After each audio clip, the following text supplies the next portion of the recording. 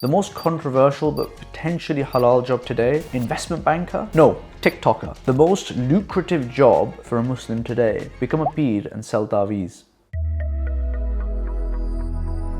Assalamu alaikum and welcome to the IFG channel. Today, we're going to talk about the top 13 halal and lucrative jobs that a Muslim can do totally guilt-free. I'm going to be mentioning some jobs that you would totally expect and would make the aunties and uncles proud. But also, there are a number of jobs that you really would not have seen coming at all. And I'll be using the US Bureau of Labor Statistics, the UK's National Statistics Office, plus other relevant data sources to supplement my research. And I'll round off at the end and share what jobs out of all of the ones that I've mentioned would I be pushing my son and daughter towards.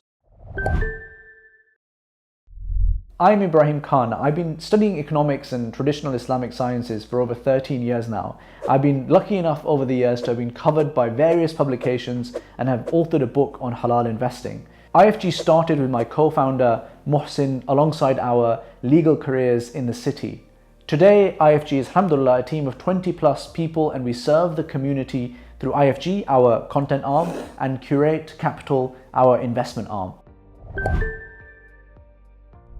Let's kick off with the most common 100k salary that you can get out there. But actually most people don't talk about it because it's not easy to properly put your finger on exactly what it is. Basically, if you are going to rise through the ranks and get into management and leadership, pretty much any decent sized company, then you're going to be on and around 100k at the least. Here is the ONS data, and it could not be clearer. If you are going to be at the top echelons of any business or organization, then you're pretty much guaranteed to have a pretty high salary, usually over 100k. And what are the typical traits of a leader if you want to become one? Well, they'll typically have gone to a Russell Group university. They will have been in leadership positions and have experience of that. They'll have stuck at their job for a long period of time. They'll have the motivation to have gone into leadership in the first place, and they will typically have some professional qualifications as well.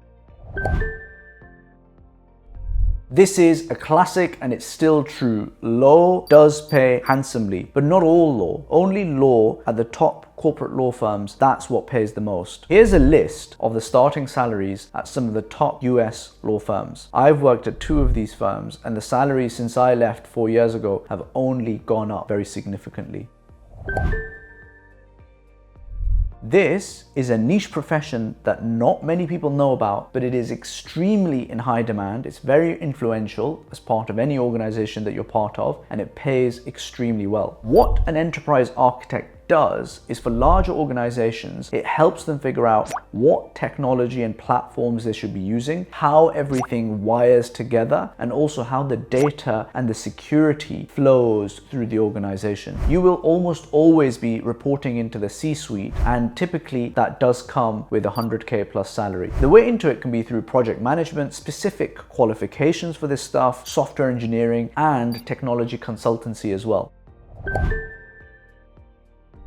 Talking of consultants, you can get a consultant for pretty much anything these days. Management consultant, strategy consultant, data consultant, cybersecurity consultant, consultants who hire other consultants, the list goes on. But if you can get yourself into the top 20 or so consultancy firms in the world, then I pretty much guarantee that if you're still there by your late 20s, you will be on 100k plus.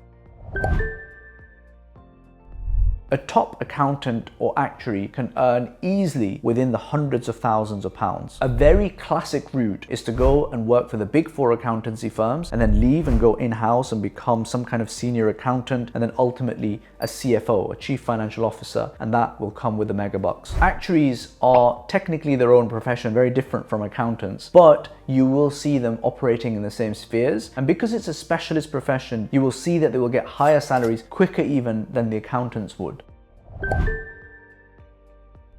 Half of our team are software engineers, and as part of Curate Capital, we've invested in 90 plus technology companies that hire a lot of software engineers. So we're intimately aware of how the software engineering salary landscape looks like. For a good, experienced software engineer, you will very comfortably be paying 100k plus. And for those who have specialist skill sets, for those who are, for example, experts in artificial intelligence, you will see some mad salaries, sometimes up to $1 million. This is also a field that is going to be in high demand for the foreseeable future. Architects are a very highly skilled bunch and they get paid well for their job. In the US, the typical range goes well above 100K for the salaries, and the top 25% of architects all make above 100K. All Muslim parents would disown their children if they did not at least consider medicine. And ladies and gentlemen, therefore, you should consider medicine. It is also actually quite a lucrative profession. In the USA, pretty much all the top jobs, if you look at the statistics, are doctors. Now in the UK, it is slightly different. Doctors are not paid anywhere near as much as what they are in the US, but the tide is turning here as well because the NHS is slowly privatizing and private sector work has become a mainstay for most doctors, whereas 20 years ago, that wasn't necessarily the case. And doctors are making a lot more in the private sector, and so salaries on the trajectory to boom over the next 10-20 years. Right now, your typical consultant doctor in the NHS can earn above 100K as part of their base salary. Now, add in some private sector work and there'll be 150, 200K perhaps. But mark my words that in 10 years' time, the majority of doctors will be operating at salaries between 200K and $1 million. So, in my view, now is probably the best time from a financial perspective to become a doctor, certainly in the UK, and always has been in the US. But do you know, folks, there is a better paid career than medicine that gets all of the respect that a medic does typically, and with a fraction of the hours and the stress: dentistry. The average salaried dentist, i.e. someone who doesn't actually even own the practice, he just works there 9 to 5. What is their salary? 150K. And so for the owners of this practice, you are looking at north of 300K at times. So an emergency doctor will be dealing with heart attack victims, car crash victims, backlogs, people screaming on trolleys in the corridors. And the dentist, on the other hand, you've got ambient music playing, they're doing some teeth whitening for a 50-year-old middle-class woman, and they'll also be putting in a few dentures for elderly people, and they'll be toddling off at 4:55 p.m. and they'll be getting paid more for that. Mad, isn't it? A little known fact about the corporate world is that the sales team are paid incredibly well. Many of them are actually paid better than the CEO of the company. Why is this? Well, typically sales compensation is a mixture of the base salary plus bonuses based on what they sell. And so if you are a good salesperson, then you can very, very easily walk away with a compensation for a year that is north of £500,000. Top tip for you, don't just get any old sales job. Get a sales job where you're selling into enterprises, where the ticket size is in the hundreds of thousands, if not the millions. Because if you get a tiny sliver of a huge amount, that's still a pretty big amount. Now folks, this is the most sensitive job, I think, on this list. And the typical view in Islamic scholarship is if there is a career that is very strongly associated with riba, then you should stay away to the best of your abilities. But what if you work at an M&A boutique, a mergers and acquisitions boutique? You're still called an investment banker by everyone, but actually from a fiqh perspective, you are now a consultant. You're not involved in the actual buying and selling and bookmaking of all of those investments and deals. You're just a consultant, a contractor that is advising on something, which is perfectly fine from a fiqh perspective. But the problem is getting into those jobs, because you see these boutiques don't just hire people as graduates. They will typically be hiring people from the bulge bracket investment banks. And of course, that is where you get into the gray area. So it's not an easy one to navigate, if I'm honest, but it can be done if you're a bit agile and you get a bit lucky.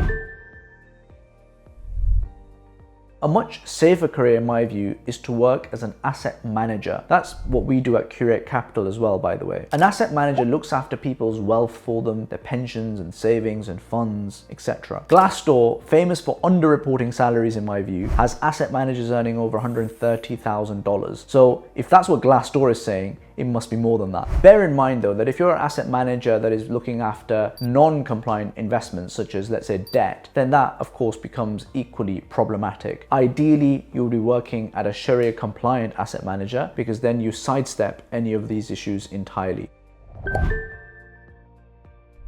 This is a bit of a quirky one, but if you do like flying and you're happy to pay the expensive costs of getting your pilot license, then actually your typical pilot will be earning well over 100K, and actually in some mad cases with some overtime, you could be earning over $500,000. And in the US, you have a lot more opportunities like that as well. So you fly around, you take in the sights, you get to visit the world, and you get paid a ton of money whilst doing it. I'm starting to think I'm in the wrong profession here.